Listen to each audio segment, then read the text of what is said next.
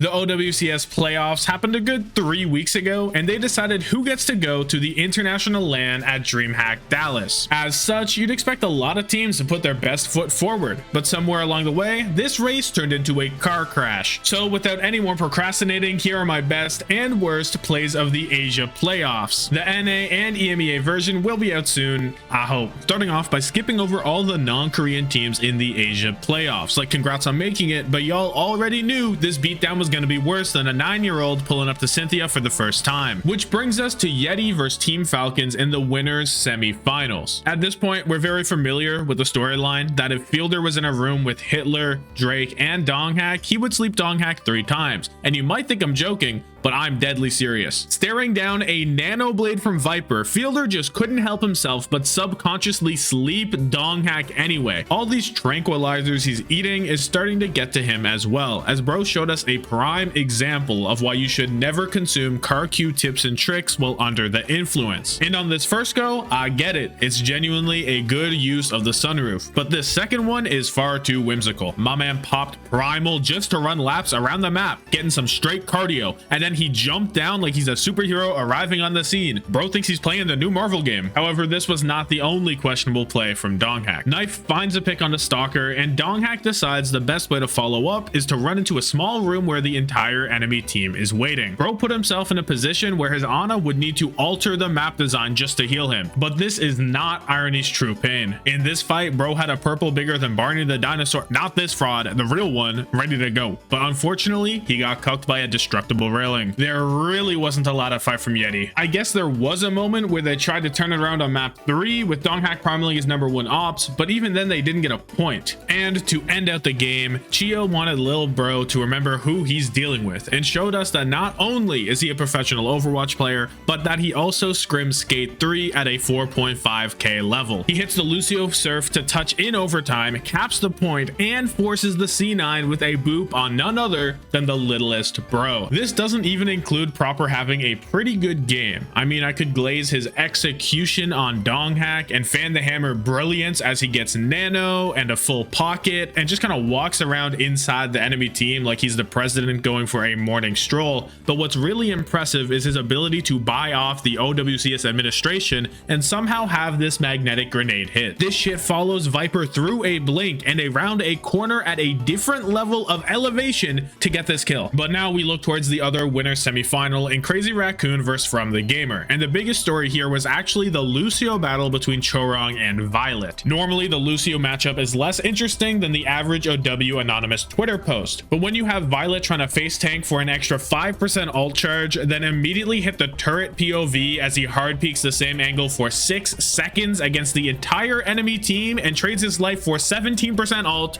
it becomes something worth investigating. Then you look a little deeper and see him hit a phenomenal boop on the backline to deny high ground, only to throw it all away and kamikaze bomb Lip, but instead of trading his life, he puts on the Santa costume and gifts him a free kill. However, the GOAT does not give up and clutches up in overtime to secure the map win. First, he hits the rollout to touch, skillfully dodges pulse bomb, definitely not a whiff from Alpha E, then lives on point and builds 20% on beat just to hit it at 11 HP before booping Junbin off the map. You might wonder, how could Chorong compete with that play? And the answer is doing some of the most insane, unhinged things that not only worked, but made a typical Lee Jae-gon performance look calm, as well as standard diffing like this. Starting off with what it really looks like when a player lays their life on the line for the cause, as Chorong channeled his inner soccer player and dove headfirst into a spear to protect our glorious King Lip. Somehow bro knew Junbin didn't want the smoke from Bernard, and I get it, that's the Arista GOAT, but Chorong is different. Do you know how insane you need to be to hop over a Bernard javelin with the verticality from your beat cast? Bro came out and hit the hardest beat drop since Bangarang. The sheer magnitude of aura in this image is unlike anything seen before. And even though I said the Lucio matchup was the biggest story, I straight up lied. It's impossible to look past the incident. We are in extra rounds on map 4, and Alpha Yi hits the troll of the tournament. This pulse was stuck on him for so long that he checked his phone just to make sure he got half the money up front. But not all hope is lost, as Flora comes through and taps into his inner 2017 Carpe on Lijiang to try and pull out a dub. Unfortunately for him, Alpha Yi slipped Robert a part of the check, and bro dipped at the first opportunity. If Big Man Bob was there, Flora wins this all day, but unfortunately Yakuza Boss Lip comes out on top. But somehow their run only gets more shocking from here, as I once again lied, and we have to discuss DAF Esports from the Pacific region and their 5-map series against From the Gamer. Starting with the map 1 loss, you could tell FTG weren't taking them too seriously. Either that or Violet actually thought he could out-turret the real thing. Like, I get that, he thinks he's him, but between this and the last match, does bro know Lucio can shoot and move at the same time? Like right here, where he valiantly trades his life for this kill, he stops shooting on the wall. Someone please alert him that there is no spray increase on the move. But like the goat he is, after trolling, he kind of redeems himself by not missing the most free boop of his life. Now, I guess it is kind of valid to lock out because they are the much better team, and other than the 2 close maps Daff squeaked out, FTG dunked on him like LeBron at the local rec center. And I'm not taking away from Daff, they came to play. Ace hit the hardest torp clutch I have ever seen. Bro was running laps around the backline with the quickness. By the time FTG knew what hit him and tried to do any meaningful damage, Ace had already killed 2. Bro had Finn stressing so hard the mere possibility of Ace re-peeking made him drop the window. And if this aura wasn't enough already, he stood his ground in the middle of point and finished the job. And they also had HVS coming up big when he needed to. It doesn't matter if he's staring down Alpha Yi, the Overwatch GOAT, or an orphaned child. These hands are rated E for everyone, including a gelati truck. Bro hit the full nade roll fan the hammer combo because what the fuck is a gelati? Then you have Clear, who might be Alpha Yi's #1 op. This guy was inhaling his pulse bombs like Joey Chestnut. It didn't matter where they were. They didn't even have to be on his screen. If it was out, it was gobbled up immediately. But he also found the time to crumple him completely. Clear was hitting the pre-crunch teabag. He just knew what was about to go down. And this is not a one-time incident. Here, Clear TP's behind, gets the drop on Alpha Yi, and lays the bag on him, but he wants more. So he continues on his mission and chases after Finn. But Finn is not actually trying to lose to Daff, and for the first time since 2022, he recovers from his amnesia and remembers that he was supposed to be that guy, causing him to lock in and successfully 1v1 someone with twice his HP. And you might think that the outcome of this 1v1 didn't really matter because now he's just staggering and stuck in the backline, but no. The cross-map immortality comes through and he pulls up on the flank for the recontest. I have never seen Finn gameplay like this, so we might need eyes on the scene to make sure it wasn't Violet who was on his setup. Other than that, you still have some all-time classics like Lumi ajaxing to a pulse bomb stuck to the ground, Alpha Yi still being allowed on Genji after his war crimes for some unknown reason, and Bernard being the best player to ever touch the game, spinning back for Alpha Yi with a revenge crunch. I do not care what the circumstances are, it is always ethical to glaze Bernard. This guy just moves different, I can't explain it. And the impact of his presence is shown even more in the loser semi-final versus YETI. This guy's aura is so strong, he mind controlled Bliss and Knife to walk into his Terra Surge when they both have ult up. And I understand that somebody needs to touch the point, but Viper had it covered. Bro chased down Flora, got the kill, and still found the time to loop around and touch point. And even if you don't trust Viper, there is no world where they need to hold hands and jump in together. I guess when you go up to the Orisa King, you're better off giving up anyway. To be honest, that looked like the entire plan for YETI. They came out and mostly stuck to this Manga comp, which gave me Donghack Ram flashbacks. Like he did a grand total of 20 damage on this engage. Bernard just picked them up like a cat and put him in air jail. It's so bad, I'm convinced his own team wants him dead. At least I have no idea what other explanation there could possibly be for Bliss not to drop the beat here. You can't even use Bernard's aura as an excuse here because Donghack made sure to lock him up. However, it doesn't matter because a man with this much presence cannot be chained. This time it's Irony who isn't strong enough to resist his mind control power and walks right into the Terra Surge. Once or twice is whatever, but for a third member of YETI to fully embrace Bernard's max charge Terra Surge is unreal. I just feel bad for Knife because while his backline was seeing who could throw the hardest without making it so obvious the league would conduct an internal investigation,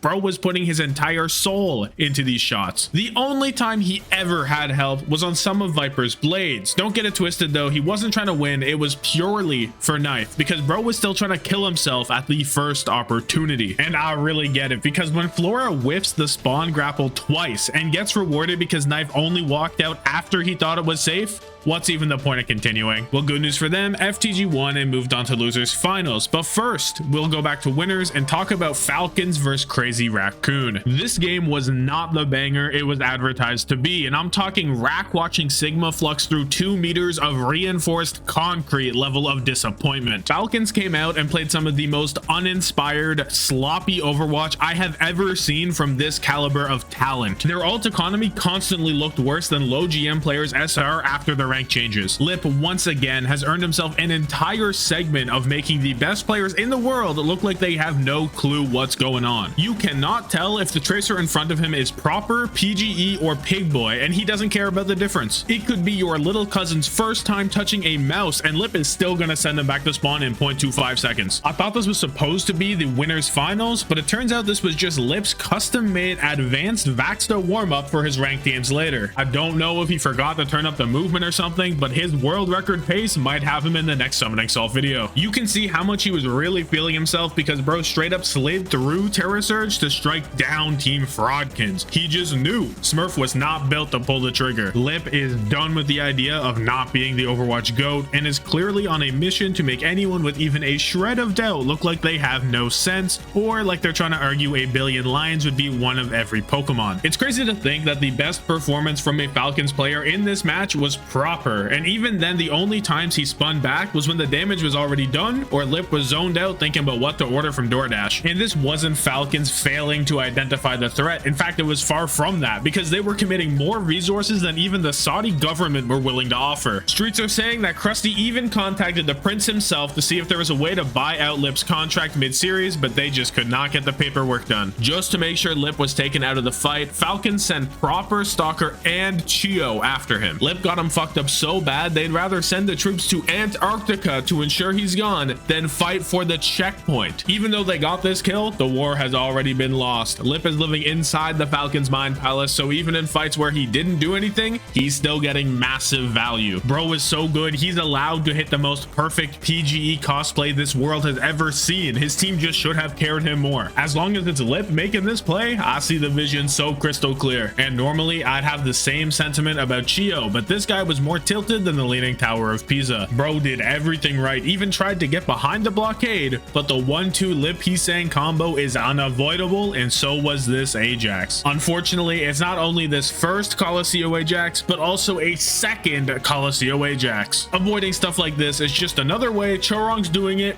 better. With the Lip glazing session completed, we return back down to the losers finals in FTG vs Falcons. The stakes of this game were massive as it determined who went to Dallas with Crazy Raccoon, and these teams did not disappoint. Alfie was playing like if he didn't kill 5, he was looking at ice soup for the next 6 months, and he wouldn't be wrong. If the major thing we remember about Alfie's tournament was providing Violet same-day delivery on a pulse bomb, bro was not signing a contract for Esports World Cup. No one else seemed to be truly from the gamerhood, because even though FTG were up 2 maps to 1 heading into Saravasa, they looked like the only player who really wanted to experience the beauty of Dallas multi-lane highways was Alpha E. That is until we get to map 5 and the urge to troll once again takes over. Maybe it was the map or that the lights on stage were just a little too bright, but whatever the cause, Alpha E needs to sort it out in therapy. Whoever greenlit the repeat offense on Genji needs to find God. At this point, it's not only on Alpha E. Start atoning for your sins before it is too late. Now, it's not all bad news for FTG. They may have lost their ticket to Dallas and their star DPS developed an anxiety disorder, but Flora finally found out who his father is. Unfortunately, Proper came back home with more than just cigarettes and milk. It did not matter that it was his son on the other side. Flora was getting gunned down like a destructible railing all game. Don't worry though, he didn't let this family bias impact his gameplay in any way. Each and every player on FTG caught a personal beatdown. Proper was on a mission to return to the US and give his his old Bonchon manager a piece of his mind. However, I'm not sure if the rest of the team had the same desires or level of commitment. To me, it looked like some of these plays were designed to ensure extra vacation time while still on payroll. Like, what do you think is going through Hanbin's mind right here, where he drops off the high ground unprompted and calls out, drop, drop, drop, give high ground to the attackers for free. This low ground is really good. He is not thinking, holy shit, this low ground goes hard right now, bro. The only thing on his mind is when he should get to the airport for his flight to Cancun. I'm sorry, I don't care that Hanbin is one of the best tanks to ever do it. I cannot believe that donating high ground to the enemy team is ever the play like this, especially because once they gave it up, they tried to take it back. Do we really enjoy attacking Hollywood second that much? This is a weird Sisyphus kink or something, bro. It's just not healthy behavior, but it doesn't matter. And even with these odd rotations, they got the dub and move on to a rematch with Crazy Raccoon in grand finals. And this game was insane. I mean, it started off with Junbin showing us the peak potential of the brand new, definitely different Wrecking Ball 2. This newfound ability to be big chilling like this is revolutionary to how the game is played. Without these impactful changes, he never would have been able to slam 0 people quite like this. Okay, no. But Crazy Raccoon did have an ingenious strategy to break Proper's kneecaps in game. This event was highly premeditated. Somehow Heesang knew Proper would be a football field length away from his team and created a perfect opportunity to not only take out his knees,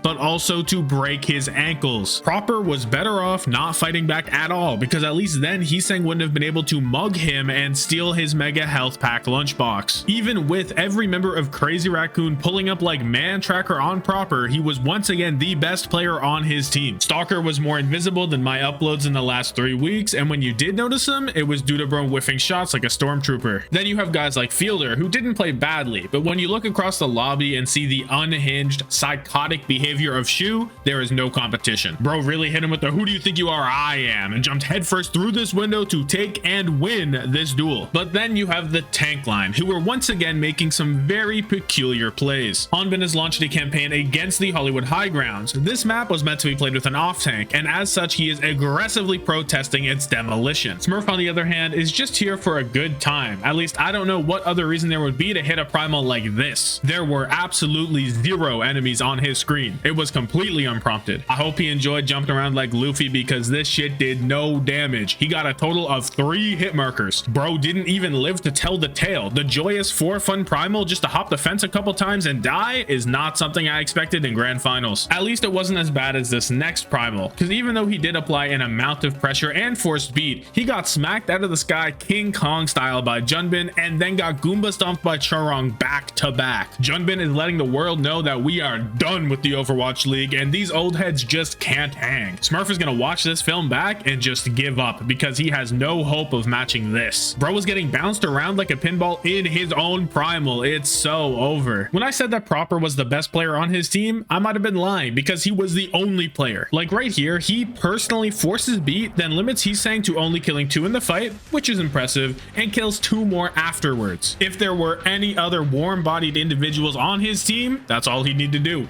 But apparently not. Can you really ask someone to get more than 3 kills and force beat in a fight? You might as well get him to part the Red Sea and turn it into wine while we're here. Heesang has the luxury to kill 2 and die, because he knows Lip is more than capable of holding it down. In my entire life, I have never glazed Proper like this, but it's just embarrassing for him to be the only one to clock into work. This very clip starts off with Smurf dead, because this is the time that he got dunked on by Junbin and Chorong. Earlier, I mentioned how limiting Heesang to 2 kills in a fight was impressive, and now you'll see just what I meant. From this grand finals alone, I have 3.5 minutes of Heesang clips. He had 19 final blows on a 12-minute Suravasa. That's more than Proper and Stalker had combined. There are no words I can say to effectively describe how much Heesang was doing in this lobby. For the 5 hockey fans watching this, he was McDavid running through the entire Rangers defense. Bro was straight up a creative player with 99 in every stat. He became a culmination of LeBron, Jordan, Gretzky, Muhammad Ali, and Becky just for this series. Bro is playing like he's your over-leveled starter squaring up against a Route 1 trainer in the post game, and you can tell that some of the stuff he's doing is just to make a statement. As he's taking out the entirety of Falcons, he yoinks the Widow from Proper because he's that guy, and hits the cleanest Widow sequence of the entire tournament on Echo. Geo doesn't respect the best flex DPS in the world on hitscan, and Stalker's bum ass is just completely lost. And I know I already ripped into Stalker Kendrick style in this video video,